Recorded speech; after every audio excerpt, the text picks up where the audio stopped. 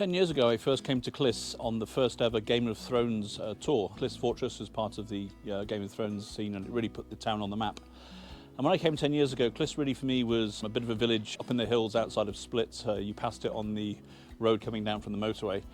And the fortress itself, a very, very impressive building with lots of heritage and history. However, there wasn't any electricity connected and it was really quite run down. And the impression I got from the locals I spoke to that night was the fortress, although impressive, was more of a burden on the town than an asset. We did everything by candlelight and they did a heroic job with the gala dinner, but it was clear that this really wasn't a thing that was geared up to hospitality. And then fast forward 10 years, came back today just to have a look around Klis. I've been hearing very good things over the years. And what a transformation, not only in how much the fortress itself has been transformed, obviously tourism from Game of Thrones has played a very large part in that, but also the local administration has done amazing things with EU funds to really bring the fortress back to its sort of former glory. But really the story for me is not so much about that, it's about how Klis as a town has managed to grow its tourism in tandem with the community, and the community is benefiting very much from the increased revenues and the increased interest in the town. And tourism only works if the community is happy, and we've seen many, many examples of over-tourism where tourists overrun a destination. And what's happening in Klis is really quite interesting, and it's having a really kind of deep effect throughout the community. If we look at numbers, 10 years ago there were 7,000 people visited the fortress, which is the main attraction in Klis, obviously. And the entrance price was 10 kuna, or about €1.40. Last year they had over 100,000 visitors, and the entrance price was €10. So we went from an income of about €10,000 a year back in 2014 to over €1 million just in revenues from entering the fortress. And walking around the fortress now, it is packed full of attractions. Not only do we have electricity now, we have air conditioning, we have fantastic lighting. If you come in the evening, you'll see the fortress all lit up. It's quite spectacular. And if you come on the day of the Battle of Klis, which is the reenactment from the 1530s, it's a really quite spectacular event with fire and everything, and it's a really good kids spectacle. And this is really, really one of the highlights of the Klis calendar. But walking around, it was really impressive. Just the little things. There's a little art gallery here. There's a summer stage has gone here, and at every turn there's something new. Something's been restored, and there's been great pride and great thought gone into it. And although it's probably most famous globally for being a Game of Thrones destination, what I really, really liked about Klis Fortress was the fact that there was very, very little mention of Game of Thrones itself, because they want to promote the rich heritage and history of Klis itself and the fortress. And so you can go to the local cafe and you'll see photographs of the cast having coffee in that cafe, because that was their local place when they came to film. You'll see one or two plaques about Game of Thrones in the fortress itself. But actually it's very much geared towards education, workshops, and really helping tourists understand the history of Klis. I came a few years ago with some friends on a trip, and what I really liked then was we had archery lessons, and so the kids were coming and they were actually practicing archery for the first time.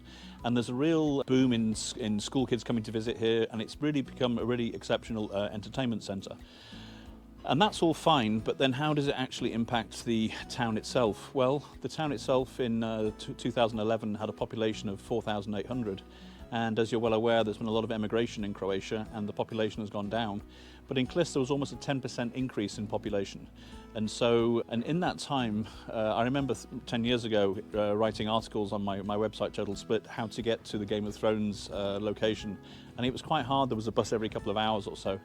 And for local people, the facilities 10 years ago were really quite sparse. So if you wanted to go to a cash machine, you had to go to Solin, the nearest place.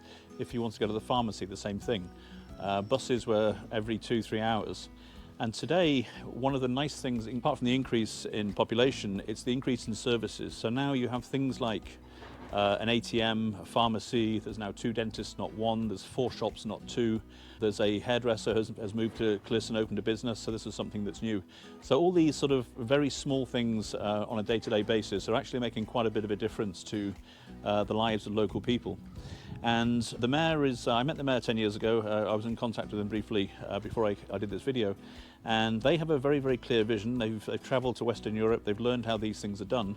And they're very, very conscious that they don't want to have over-tourism, and they also want to combine tourism with growth in the community.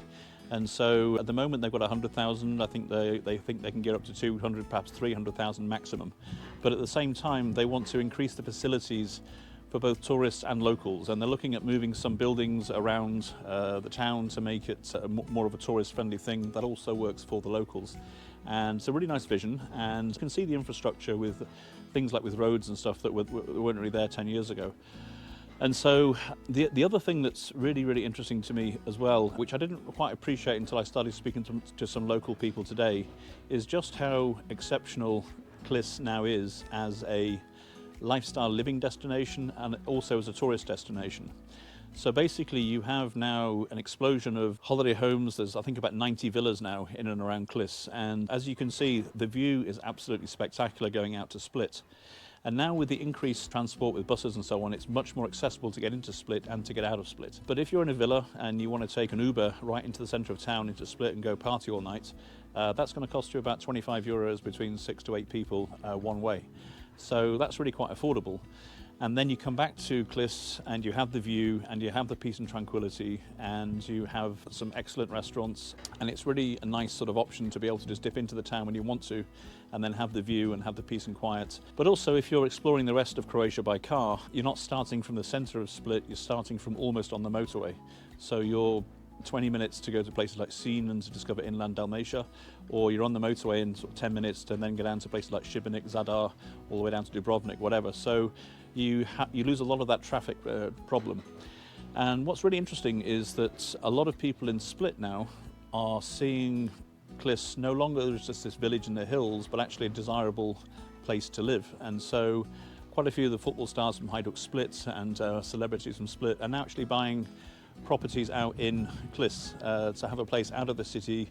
It's a little bit higher up, it's much cooler in the summer, and it has that amazing view as well. So it's really transformed itself from being a little bit more of a backward place into something that's really quite desirable. And the nickname Dalmatian Beverly Hills has been mentioned a couple of times. I wouldn't say it's got that far yet, but definitely the quality of life here is much, much better than it was 10 years ago. And also with the local administration, they're also very keen to try and keep as many young people, because this is one of the things that's happening in Croatia. A lot of young people are going away. So they have some quite interesting schemes to do that, including help with kindergartens and so on. They've built, I think, 2 new kindergartens in the last 10 years.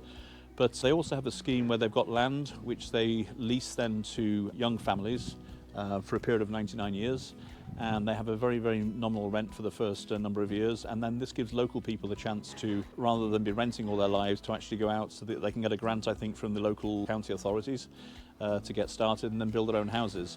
And this goes out by tender, and they've had, I think, the first 10 or so have been done now, and these are being taken up by local people from the town. If nobody from the town wants it, then it goes to people in the Split area and the county and so on.